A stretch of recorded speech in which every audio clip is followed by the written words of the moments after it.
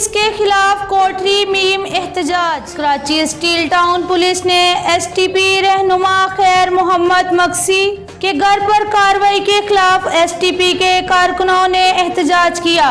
STP के रहनुमाओं ने सख्त नारों के साथ एहतजाज किया।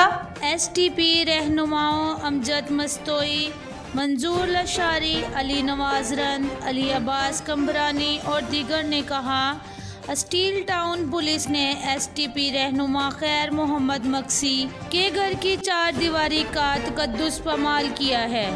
IG सिंध और दीगर आला इख्तियारात से मुतालबा करते हैं स्टील टाउन पुलिस के खिलाफ कार्रवाई की जाएगी, वरना एहतजाज का दायरा वसी किया जाएगा। रिपोर्ट हुसैन बख्श, नारीजोर, DNN न्यूज़ HD।